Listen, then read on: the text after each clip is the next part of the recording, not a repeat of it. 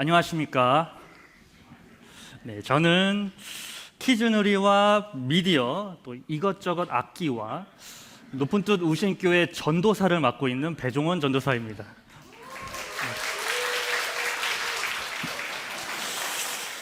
네, 저도 이곳에 좀 오랜만에 와서 또 와보니 또 새로 오신 분들이 많이 계신 것 같아서 자기소개를 하고 말씀을 시작하도록 하겠습니다. 오늘 저희가 읽은 말씀은 사도행전 13장입니다. 바로 앞장은 12장이죠. 12장까지가 사도행전의 전반부입니다. 그래서 축구로 따지면 전반전, 그리고 이제 후반전이 시작되는 것이 바로 13장입니다. 유대인 중심 전도에서 이제는 이방인 중심, 세계로 뻗어나가는 복음 선교에 대해서 오늘 전하려고 하기 전에 우리 성도님들께 한번 질문해 보도록 하겠습니다. 우리 성도님들에게 선교란 무엇입니까?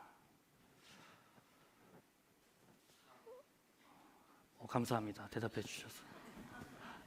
우리 선교사님이 와 계셔서 당황스럽긴 하지만 선교란 무엇입니까? 키즈누리 친구들은 서로 대답하겠다고 손을 들고 난리가 나는데 속으로 생각하실 시간을 드리기 위해서 짧은 제 인생의 선교에 대해서 먼저 나누도록 하겠습니다. 저는 보통 선교라고 하면 해외 선교를 많이 생각하잖아요. 저는 해외 선교에 대해서 한 번도 생각해 본 적이 없습니다. 이렇게 당당할 수가. 설교 제목이 뭐였죠? 선교린이입니다. 선교와 어린이를 합쳐서 이제 선교린이. 선린이 하면 도대체 무슨 뜻인지 모를 것 같아서 선교린이라고 했습니다. 코로나 때문에 최근에는 많이 없었지만 단기 선교 혹은 비전 트립 많이 다녀오지 않습니까? 그럼 혹시 질문 한번 해보겠습니다. 이곳에 계신 분들 중에 짧게 일주일, 하루, 이틀도 상관없이 한 번이라도 단기 선교나 비전 트립을 다녀온 적이 있다. 한번 손 들어 보시죠.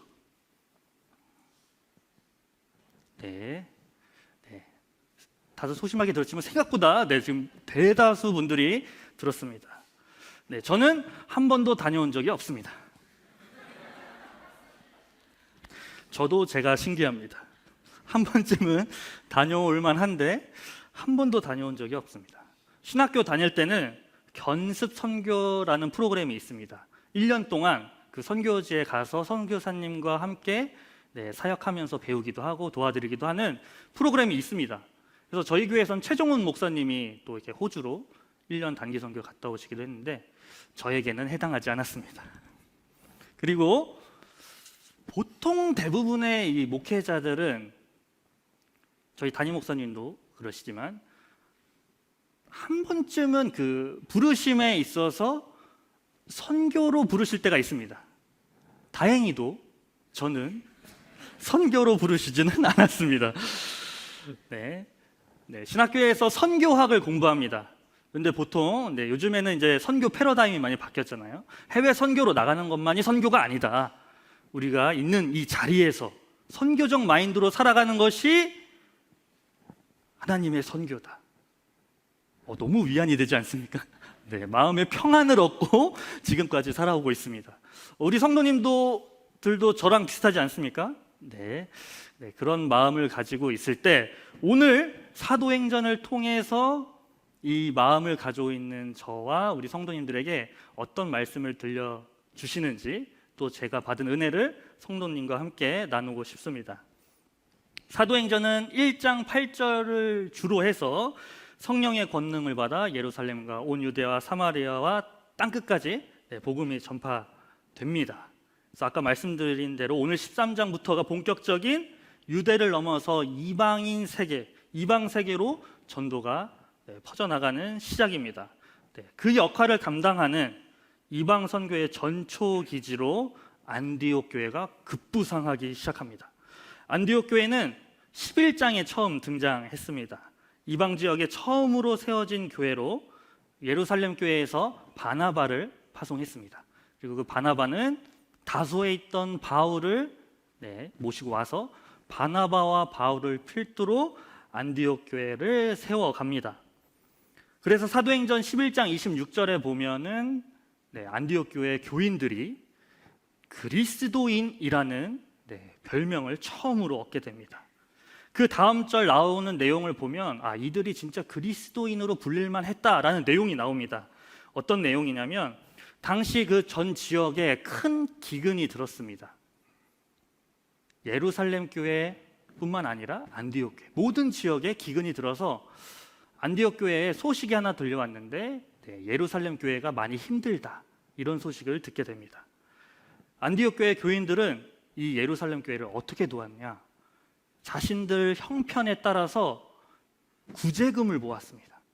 다 이제 하나씩 조금씩 모아서 이 모은 돈을 가지고 바울과 바나바 편을 통해서 예루살렘 교회로 보내게 됩니다. 어떻게 보면 이방 교회에 처음 세워진 교회가 가장 먼저 했던 사역이라고 할까요? 힘든 형제들을 위해 도움을 준 것이 교회의 첫 모습이었다.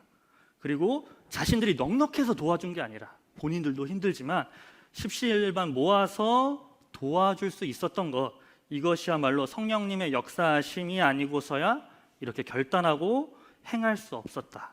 훈훈한 장면으로 안디옥 교회가 소개가 됩니다. 그렇게 바나바와 바울은 그 구제금을 들고 예루살렘 교회를 갔을 그때가 바로 12장 시작입니다. 저번 주 말씀이었죠.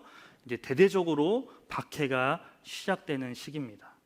야고보가 죽고 베드로가 감옥에 갇혔다가 다시 풀려나기도 하고, 그리고 그 다음에 이제 괴롭혔던 그 헤롯 왕이 죽게 되면서 12장 말미에 다시금 안디옥 교회가 싹 등장하면서 초점이 안디옥 교회로 옮겨집니다. 제가 25절 말씀을 한번 읽어드리겠습니다. 바나바와 사울은 그들의 사명을 마치고 마가라고도 하는 요한을 데리고 예루살렘에서 돌아왔다. 돌아온 것이 바로 안디옥 교회, 복귀를 한 것이죠. 그러면서 오늘 안디옥 교회에 대한 내용이 우리가 읽은 본문 말씀이 바로 그 내용입니다. 안디옥 교회는 어떤 교회였는지 누가가 간단하게 설명하고 있는데요. 다 같이 한번 읽어보도록 하겠습니다. 사도행전 13장 1절 말씀입니다. 준비, 시작.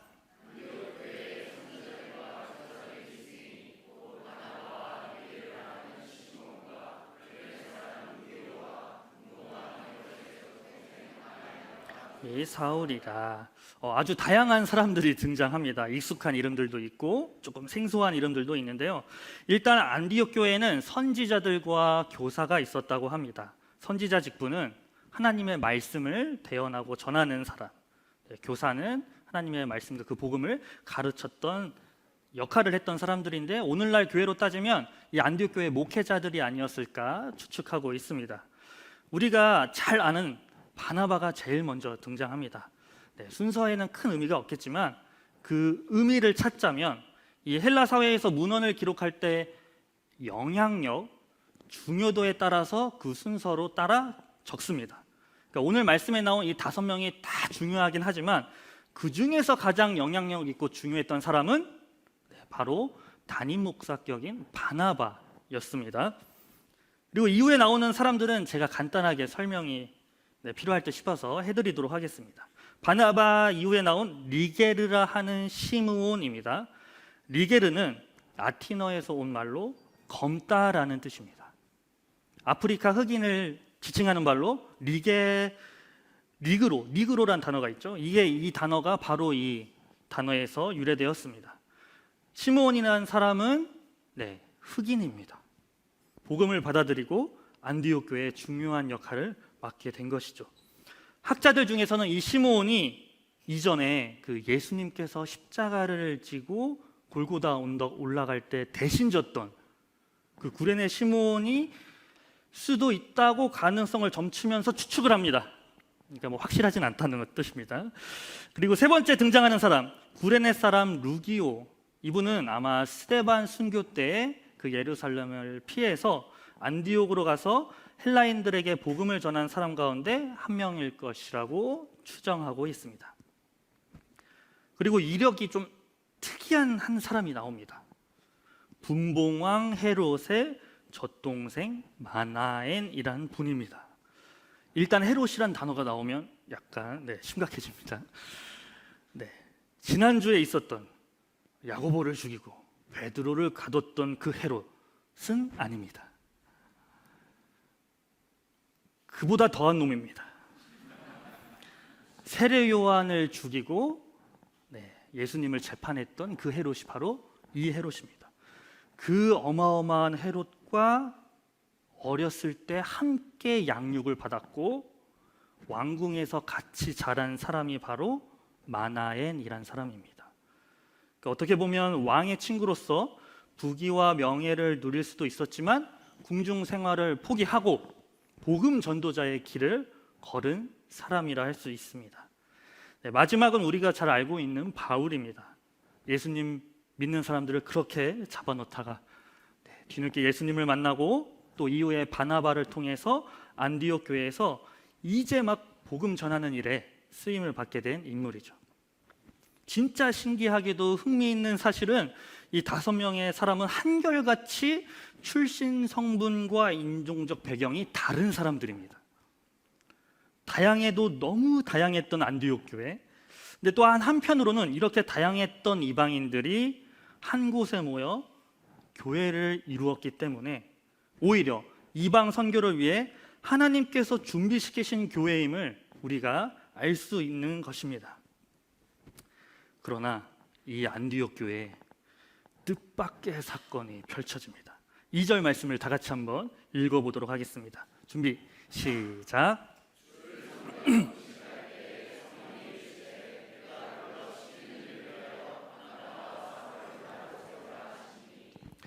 개역개정에는 지금 번역이 빠져있는 부분이 있습니다. 새번역 성경으로 보면 그들은 이라고 주어가 있습니다. 그래서 그들은 이 5사람뿐만 아니라 안디옥 교회 교인 전체가 주를 섬기고 금식을 했다는 뜻입니다. 여기서 주를 섬기다라는 말은 예배드리다랑 같은 헬라어 단어가 쓰였습니다. 그리고 이들에게 금식한다는 것은 자신들이 무언가를 원해서 받아내기 위해 금식을 했던 것이 아니라 진짜 하나님의 말씀으로, 떡으로만 사는 것이 아니라 하나님의 말씀으로 사는 것임을 스스로 몸으로, 마음으로 표현하면서 살았다는 것이죠. 그러할 때에 성령님께서 오셨습니다. 성령이 시키시는 일을 위해 바나바와 사울을 따로 세우라. 사실 사도행전 뒷부분을 저희는 어느 정도 알고 있기 때문에 이쯤에서 성령님께서 무슨 말을 하실지 대충 감이 옵니다. 그런데 사실 안디옥 교회, 신생교회인 안디옥 교회에는 바나바와 바울을 따로 세우라라는 이 하나님의 명령은 당황스럽고 또 어떻게 보면 굉장히 큰 손실이었습니다. 문헌을 연구하는 분들은 이 5명 중에 가장 중요한 사람이 이 2사람이었다라고 보기도 합니다. 그때 당시 제일 중요한 사람을 맨 앞에 두고 그 다음에 중요한 사람을 맨 끝에 두기도 했답니다. 어떻게 보면 바나바와 바울이 가장 중요했던 두 인물임을 알 수 있죠. 비유를 하자면 어느 날 갑자기 높은 뜻 우신 교회에 박상현 목사님과 박신혜 목사님을 따로 세우라. 안디옥 교회는 2바가 있으면 우신 교회는 2박 목사님 있지 않습니까? 비유이니까 저희가 이렇게 웃으면서 넘어가지만 진짜 성령님이 오셔서 2팍을 보내라. 묵상하면 묵상할수록 심각한 일입니다. 그런데 이 바나바와 바울 그리고 안디옥 교회는 순종합니다. 3절 말씀을 다 같이 보도록 하겠습니다. 시작. 이에 금식하며 기도하고 2사람에게 안수하여 보내니라. 안디옥 교회는 바울과 바나바를 떠나 보내게 됩니다. 오늘 말씀을 묵상하면서 선교린이인 저에게 선교에 대한 2가지 정의를 얻을 수 있었습니다. 첫 번째, 선교는 전적인 성령님의 인도하심이다. 안디옥 교회의 선교 사역의 중심에는 성령님이 있었습니다. 사도행전 전체를 이끄는 성령님의 인도하심을 놓치면 안 됩니다. 지난주에 헤롯의 대대적인 박해가 있었던 그 순간, 야고보가 죽고 베드로가 잡히고 교회가 위축되는 그 순간에 1절 말씀에 보면 헬라어 원문으로는 카이로스라는 단어가 쓰였습니다. 제가 좋아하는 단어입니다. 바로 하나님의 때, 하나님의 시간, 성령님의 개입하심이 1절부터 나와 있었습니다. 저희는 놓치고 교회가 잘못되면 어떡하지 걱정했던 그 순간에도 성령님이 함께 하셨던 거죠. 오늘 말씀은 성령님께서 직접적으로 드러나셨습니다. 전적인 명령에 의해 이루어짐을 보게 됩니다. 2절 말씀을 한번 띄워주시면, 주를 섬겨 금식할 때 성령이 이르시되 내가 불러 시키는 일을 위하여 하는 것이 바로 선교다라는 것입니다. 바나바와 바울에게 시키신 것은 선교이지만 사실 이건 바나바와 바울에게만 적용되는 것이 아니라 모든 그리스도인들은 사명을 받아 살아가는 존재입니다. 즉 성령님께서 우리를 부르실 때는 보내심이 있다라는 뜻이죠. 요즘 미래를 놓고 이런 질문들이 많이 있습니다. 제가 좋아하는 일을 해야 할까요? 아니면 제가 잘하는 일을 해야 할까요? 좋아하는 일을 제일 잘하면 너무 좋겠지만 이 문장에 빠진 게 있죠.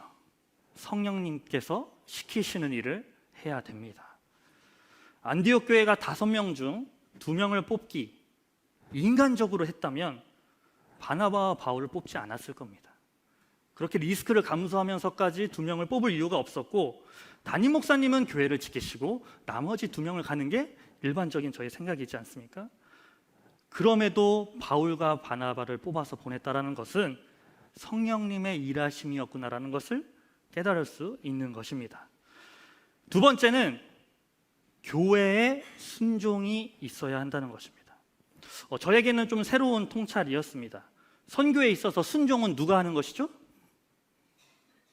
네, 선교사가 해야죠. 네, 당연히 선교사가 하는 게 선교일 줄 알았는데 교인들에게도, 교회에도 순종이 필요함을 깨닫게 됩니다. 먼저 뽑힌 바나바와 바울은 익히 말씀을 통해 그 둘은 순종의 아이콘임을 이미 알고 있습니다.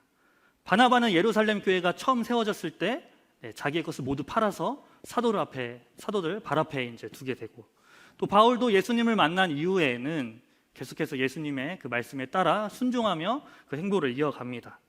그렇다면 도대체 안디옥 교회는 무슨 순종을 했는가? 라는 질문이 들지 않으십니까? 계속 말씀드리지만 안디옥 교회에서 바울과 바나바를 보내는 것은 교회 입장에서도 굉장히 불안한 처사였습니다. 걱정이 절로 드는 사안입니다. 잠깐 비우는 것이 아니라 아예 떠나 보내야 하는 것이었기 때문에 상당한 고민이 있었을 것이고, 그 고민의 행동으로 이분들은 계속해서 금식하며 기도합니다. 그리하여 주님의 말씀에 순종하여 2사람을 안수하여 보내게 되는데요, 3절 말씀을 먼저 띄워주시면, 여기에 이제 마지막에 보면 이에 금식하며 기도하고 2사람에게 안수하여 보내니라 라는 단어가 있습니다. 잘 기억해 두시고 4절 말씀 한번 띄워주시면, 2사람이 성령의 보내심을 받아 실로아기에 내려가서 거기서 배 타고 구브로에 가서, 여기에 보시면 또 성령의 보내심, 보내다라는 단어가 나옵니다. 이 보내다라는 표현이 2군데가 나오는데 이 표현이 다른 표현이 쓰였습니다. 첫 번째, 우리가 익히 알고 있는 파송하여 보내다는 4절 말씀에 나와 있는 단어 ekpempo라는 단어를 썼습니다. 네, 파송하여 보내다. 그런데 3절에 쓰인 보내다라는 헬라어는 아폴리오라는 단어를 썼습니다. 이 뜻은 몸으로부터 풀어놓아 자유롭게 하다라는 뜻입니다. 이 단어 이면에 안디옥 교인들이 바나바와 바울을 얼마나 아꼈는지, 사랑해서 꼭 붙잡아서 보내기 싫었는지 그 배경이 들어 있습니다. 그 마음을 저희가 엿볼 수 있는 것입니다. 그렇게 이분들도 놓아 보내야 했던 그 마음이 있었기에 금식하며 성령님의 순종함을 따라 이 둘을 선교로 보낼 수 있게 된 것이죠.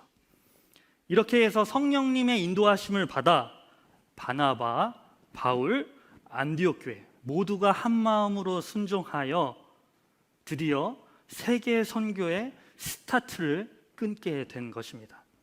이렇게 선교는 성령님의 인도하심과 교회의 순종이 아름답게 어우러질 때 가능한 것임을 오늘 말씀을 통해 깨달을 수 있었습니다. 선교린이 배종원 전도사가 오늘 말씀을 묵상하며 우리 높은 뜻 우신교회의 성도님들과 함께 고민하고 나누고 싶은 저의 이야기가 있어서 설교를 나눔으로 이제 마무리하고자 합니다. 때는 올해 초 눈이 많이 왔을 때입니다. BGM 너무 좋습니다. 저는 어디에 있었냐면 진도에서 배를 타고 들어가는 모도라는 섬에 있었습니다. 사진 한번 띄워주시면, 지금 사진은 이제 육지에서 그 섬을 들어가면서 배에서 찍은 사진입니다. 한 장 넘겨주시면, 혹시 교회가 하나 보이시나요? 가운데쯤에 회색으로 보이죠? 십자가 있고, 저희가 모도 교회라는 곳입니다. 그리고 한 장 넘겨주시면, 모도가 뭐로 유명하냐면 1년에 몇 번 없이 그 때를 잘 맞추면은 바다가 갈라집니다. 모세의 기적을 볼 수 있는 곳이 바로 이 모도입니다. 저도 한 번도 못 봤습니다, 아직까지. 이곳이 어디냐, 무엇이냐? 이곳은 저의 장인 어른이 목회를 하고 계신 모도 교회입니다. 결혼하고서 이제 3년 정도 제가 이제 여름, 겨울 이렇게 방문하고 있는 곳인데요. 저희 장인어른은 이곳을 전도사 때부터 들어가서 지금까지 목회를 하고 계십니다. 동종업계인 목회자 사위에게 지금까지 있었던 수많은 사역 이야기를 해주시곤 합니다. 들은 이야기를 제가 하나시에서도 종종 나눴던 적이 있습니다. 올해 겨울에도 눈을 뚫고 내려가서 눈을 뚫고 못 올라와서 멸치에서 있다가 올라왔었는데요. 그전과는 다른, 좀 사뭇 다른 마음가짐으로 올라왔습니다. 그동안에는 장인어른이 이야기하는 것을 들을 때 한때는 이 모도교회에도 부흥기가 있었고 수많은 사람들이 찾아왔었고 많은 사람들이 이곳에서 복음을 들었고 섬 사람들에게 수많은 핍박이 있었지만 그래도 장인어른, 장모님 4명의 딸들이 이 모도에서 살면서 복음을 전하겠다는 일념 하나로 버텨왔구나, 이런 감동을 느끼며 올라왔지만 그런데 이번에는 슬픈 마음이 들었습니다. 장인어른께서 해주시는 말들이 이번에는 저번에 들었던 것 같습니다. 익숙한 레파토리가 반복된다는 것을 깨달았습니다. 사역의 이야기들이 최근의 이야기들이 아니었습니다. 들어보면 적어도 10년, 15년, 많게는 20년 전 이야기였지만 처음 듣는다는 듯이 들었었죠. 제가 주일은 사역이 있어서 내려갈 수 없어서 주일 예배는 한 번도 드려본 적이 없습니다. 그런데 날이 맞으면 수요 예배는 항상 갔습니다. 지금까지 제가 3번에서 4번의 수요 예배를 드렸었는데 항상 4명이 예배를 드렸습니다. 장인어른, 장모님, 그리고 저와 제 아내. 이제는 한두 분 빼고는 많은 분들이 교회를 떠난 상황입니다. 올라오는 KTX 안에서 많은 생각이 들었습니다. 장인어른의 한 평생, 그리고 장모님과 딸들의 또 여러 인생이 녹아진 선교의 끝이 이룰 수 있는가라는 질문이 들었습니다. 수많은 고민을 품고 저는 또 다른 곳으로 향하게 됩니다. 그곳은 어디였냐? 바로 높은 뜻 교역자 수련회였습니다. 강사는 김동호 목사님이셨습니다. 몇 달 전 저희 교회에도 오셨었죠. 네. 정말 은혜의 수련회였습니다.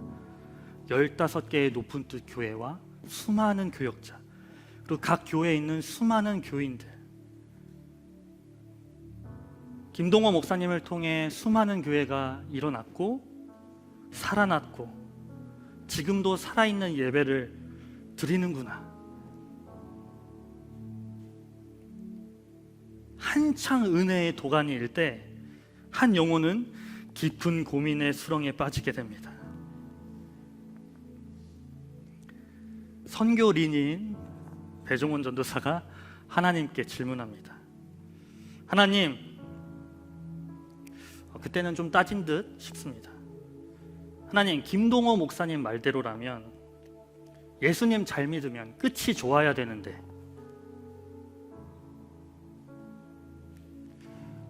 저도 인정합니다. 예수님 잘 믿으면 끝이 좋습니다.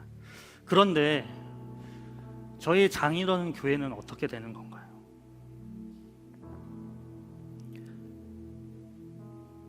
평생을 다 바친 교회가 열매가 하나도 없다니.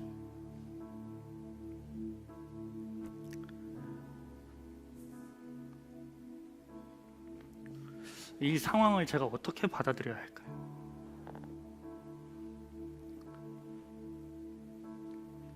저는 꿈꾸고 있습니다. 제가 비록 부족한 종이지만 배종원이라는 목회자를 통해서 수많은 영혼들이 돌아오기를, 그리고 내가 나중에 천국에 가서 하나님 앞에서 하나님 주신 달란트로 제가 열심히 사역하여 달란트를 남겼습니다. 열매를 맺었습니다. 그날을 소망하고 있습니다. 그리고 지금 키즈, 틴즈 친구들을 보며 조금씩 보이는 그 열매들을 통해 보람으로 사역을 하고 있습니다. 그러니 더 화가 났습니다. 수만 명을 바라는 것도 아니고 정말 죄송한 말이지만 제가 존경하는 김동호 목사님 설교를 못 들었습니다. 제가 하나님이랑 싸우느라. 그런데 그 수련회에서 문희곤 목사님 설교를 듣고 저의 목회와 선교에 큰 패러다임의 변화가 왔습니다. 그날 설교 내용은 이거였습니다. 예수님께서 잡히시기 전에 죽었다가 살아난 나사로 집에 계실 때의 일입니다.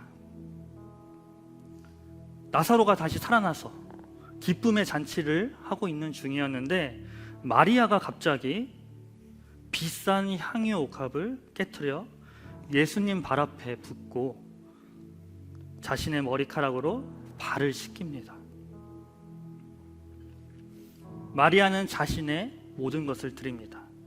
마리아가 드렸던 이 향유 옥합은 마리아 평생 모은 것으로 결혼 자금에 쓰입니다. 마리아의 과거와 앞으로의 미래를 예수님께 다 드렸습니다. 그때 목사님이 이렇게 말씀하십니다. 이 여인은 십자가에 잡히시기 전 예수님의 장례를 먼저 치룬 예수님에게 하나뿐인 위로였다. 그때 하나님의 음성이 딱 들리더라고요. 종원아, 너의 장인어른은 나의 위로란다.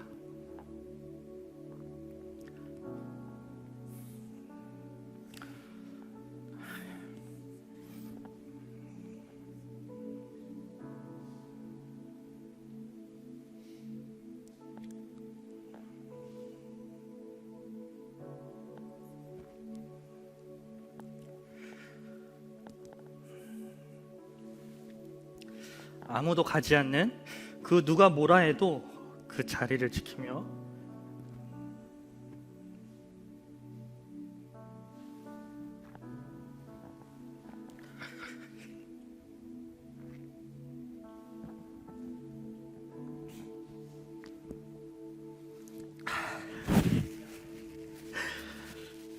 일부 때 다 울었는데 그 자리를 지키며 나를 위해 평생을 헌신한 나의 위로란다. 그때 진짜 많이 회개했습니다.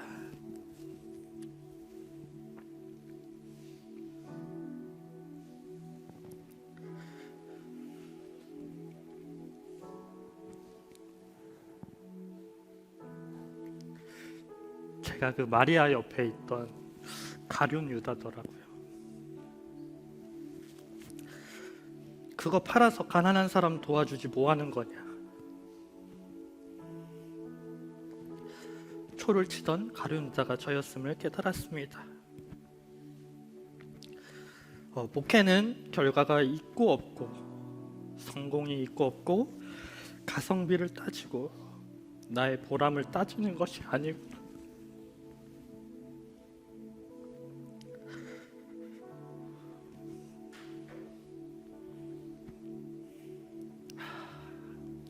헌신을 담은 선교는 하나님의 위로구나 깨닫게 되었습니다.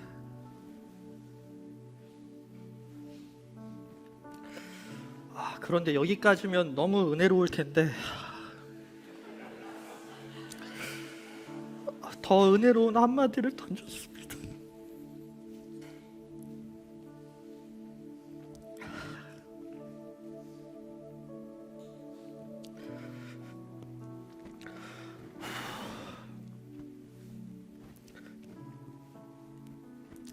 종원아, 너가 모도에 가줄 수 있겠니? 올 것이 왔습니다.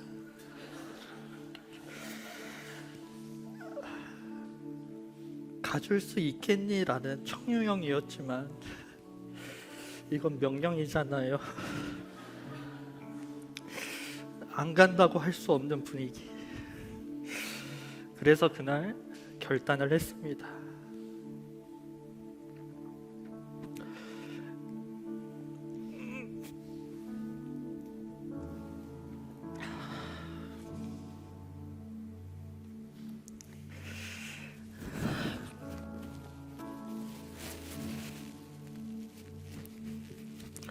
예, 주님 가라 하시면 가겠습니다. 그리고 집에 돌아와 아내에게 이야기하고 장인어른께도 말씀드렸습니다. 그럼 다음 주에 바로 파송이냐? 오늘 설교가 고별 설교였냐? 네, 그거는 아닙니다. 네, 저희 장인어른 정년이 아직 몇 년 더 남으셨습니다. 네. 그리고 아내도 일단은 굳고 반대하고 있습니다. 네, 그곳에서 받았던 상처가 있는지 다시는 모도로 들어가고 싶지 않다고 했습니다. 네, 장인어른도 절대로 내려오지 말아라. 아직 서울에서 좋은 목사님들 교회에서 배워야 한다. 장모님만 너무 좋아하셨습니다. 제가 오늘 설교를 준비하면서 소망하게 된 것은 제가 언제 어디로 어떻게 떠나게 될지 모르지만 바나바와 바울처럼 안디옥 교회처럼 높은 뜻 우신교회 성도님들과 함께 예배하며 기도하며 파송받을 그날을 소망합니다. 네, 사랑하는 우신교회 성도님들, 선교의 패러다임이 많이 변화되었습니다. 성도님들께서 계신 그곳에서 그리스도인으로 살아가며 하나님 나라를 세우는 것이 바로 선교입니다. 마음의 평안이 또 다시 찾아오셨죠? 저희 주보에 보면 높은 뜻 우신교회 표어가 있습니다. 하나님이 주인 되신 높은 뜻 우신교회 성도들은 삶의 모든 자리에서 하나님 나라를 이루어 갑니다. 높은 뜻 우신교회를 향한 이 하나님의 비전을 붙잡고 살아갈 때 우리 성도님들 삶 가운데 성령님의 인도하심이 있기를 축복합니다. 그리고 순종함으로 하나님의 위로가 되는 선교적 삶을 감당하시는 높은 뜻 우신교회 성도님들 되시기를 간절히 기도합니다. 이 시간 주의 옷자랑 만지며 라는 찬양을 부를 텐데요, 전부를 드렸던 이 마리아의 고백에 우리의 고백을 담아 주님께 올려드리기를 소망합니다.